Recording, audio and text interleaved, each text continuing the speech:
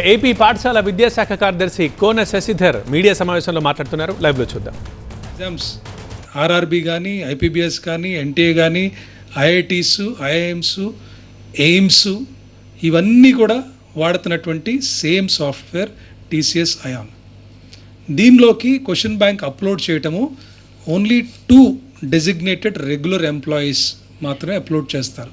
Outsourcing ఎంప్లాయీస్కి ఎటువంటి role అప్లోడింగ్లో లేదు. సో దయచేసి I want to place the facts so that there is no confusion.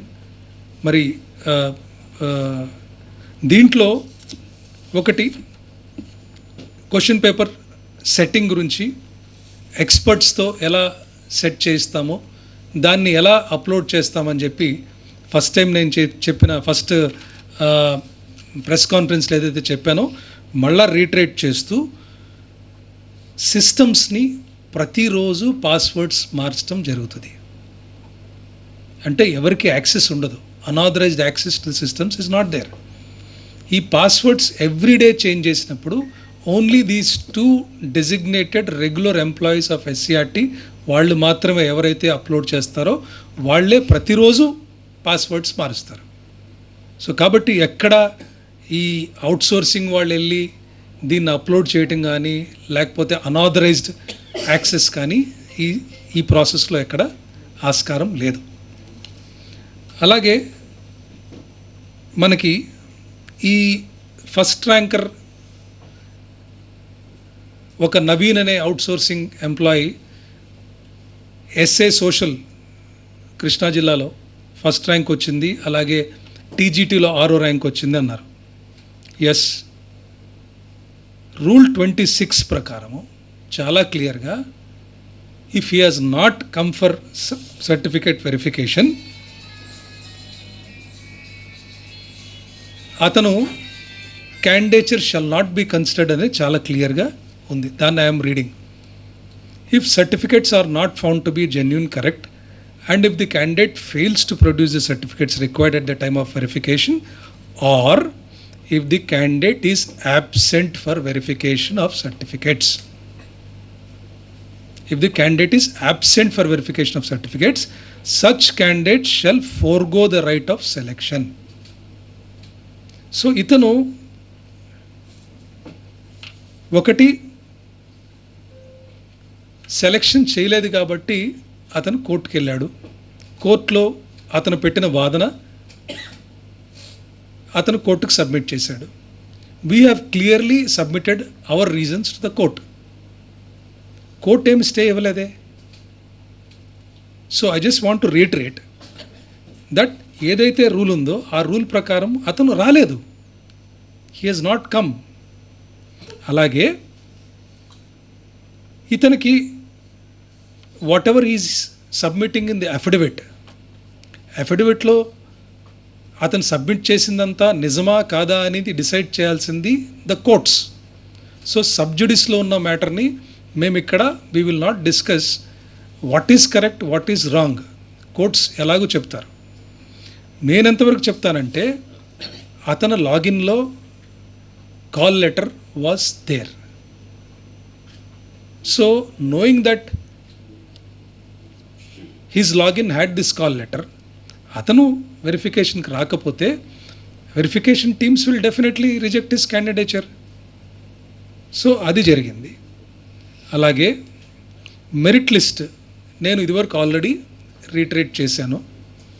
మళ్ళా ఇంకొకసారి అందరికి అర్థమయ్యే విధంగా టెట్ స్కోర్ అనేది 20%, డిఎస్సి స్కోర్ 80%, రెండు కలిపి మనము జనరల్ మెరిట్ లిస్ట్ తయారు చేశాము. ఈ టెట్ స్కోర్స్ మనము వెబ్సైట్లో డిస్ప్లే చేశాము, డిఎస్సి మనం డిస్ప్లే చేశాము, అలాగే ఈ జనరల్ మెరిట్ ఏదైతే ఉందో అది కూడా డిస్ప్లే చేశాము. అంటే ఎవరైతే క్యాండిడేట్స్ వెబ్సైట్లో అప్లై చేసే పోర్టల్ ఉందో అదే వెబ్సైట్లో ఈ లిస్ట్స్ అన్నీ కూడా పబ్లిష్ అయి ఉన్నాయి. Even today all these lists are available. మీరు చెక్ చేసుకోవచ్చు. I'm only talking the facts. అలాగే ఇప్పుడు 1:1 దాని మీద there is still some confusion it seems. అందుకే ప్రజలందరికీ ఇంకొకసారి దీని మీద కూడా క్లారిటీ ఇవ్వదలుచుకున్నాను. ఇప్పుడు 1:1 అంటే లాస్ట్ టైం చాలా క్లియర్గా ఎక్స్ప్లెయిన్ చేశాను. Mere call letter for verification of certificates does not mean that he is selected. దీనికి ఏకాంబరం గారి కేసు తీసుకొని ఏకాంబరం గారి కేసు క్లియర్గా ఎక్స్ప్లెయిన్ చేశాను.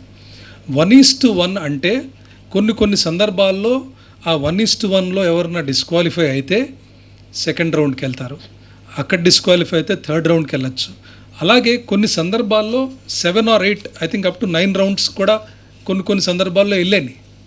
అంటే 1:1 1:1 పిలిచినప్పుడు somebody gets disqualified or does not turn up or certificates verify చేసినప్పుడు సరిగ్గా లేకపోతే అతని ప్లేస్లో ఇంకొకరిని పిలుస్తారు.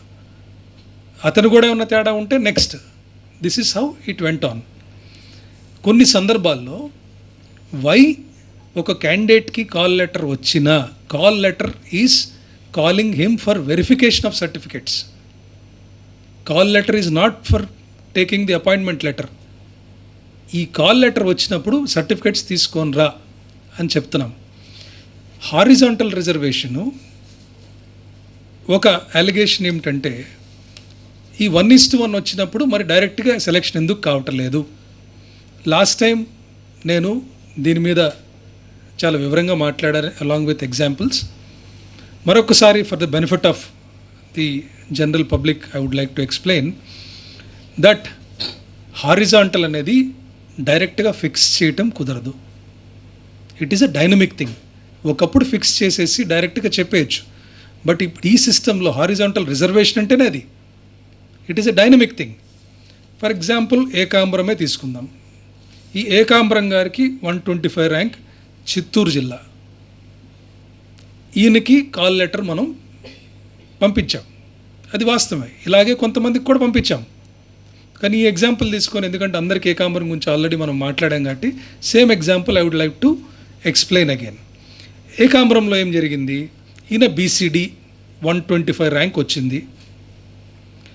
బీసీడీ కేటగిరీలో 7 పోస్టులు ఉంటే 5 పోస్టులు కూడా మెరిట్ ప్రకారం 116 ర్యాంక్ వరకు వచ్చేసింది. ఈయన నెక్స్ట్ 125 ర్యాంక్ కాబట్టి ఎక్స్పెక్ట్ చేయడంలో తప్పులేదు. కానీ ఏం జరిగింది, ఇద్దరు ఫిజికలీ హ్యాండిక్యాప్డ్ కోటా వాళ్ళు బీసీడీలోనే అక్కడికి వచ్చి కూర్చున్నారు. వీళ్ళు ఎందుకు వచ్చారు అనే దాని గురించి లెట్ us అండర్స్టాండ్. ఒకటి, బుసిరెడ్డి రవి అని ఓసీ క్యాండిడేట్. ఆయన ఫిజికలీ హ్యాండిక్యాప్డ్ కింద అప్లై చేసి ర్యాంక్ వచ్చి ఓసీలో కాల్ లెటర్ వచ్చింది ఆయనకి. కానీ ఆయన వచ్చిన తర్వాత మెడికల్ బోర్డులో డిస్క్వాలిఫై అయ్యాడు. ఆయన డిస్క్వాలిఫై అయినప్పుడు మరి నెక్స్ట్ ఎవరున్నారని చూస్తాం కదా. హారిజాంటల్ రిజర్వేషన్ అంటే నెక్స్ట్ ఎవరుంటే వాళ్ళని తీసుకెళ్ళి కూర్చోబెట్టాలి. నెక్స్ట్ బీసీడీ ఉంటే బీసీడీలో కూర్చోబెట్టాలి. ఈ బుసిరెడ్డి రవితో పాటు ఇంకొక ఆయన లక్ష్మణుడు ఎస్సీ కేటగిరీ, ఈయనకి కూడా 108 ర్యాంక్ వచ్చింది ఎస్సీ కేటగిరీలో. ఈయన కూడా ఫిజికలీ హ్యాండిక్యాప్డ్ కింద ఎస్సీ కేటగిరీ కింద వచ్చి మళ్ళా మెడికల్ బోర్డులో డిస్క్వాలిఫై అయ్యాడు. సో ఇక్కడ బుసిరెడ్డి రవి డిస్క్వాలిఫై అయ్యాడు, లక్ష్మణుడు డిస్క్వాలిఫై అయ్యాడు. సో ఇద్దరు పోవటం వల్ల ఇద్దరు నెక్స్ట్ క్యాండిడేట్స్ ఎవరని చూస్తే ఇద్దరు కూడా బీసీడీలో ఉన్నారు. That is something we cannot predict.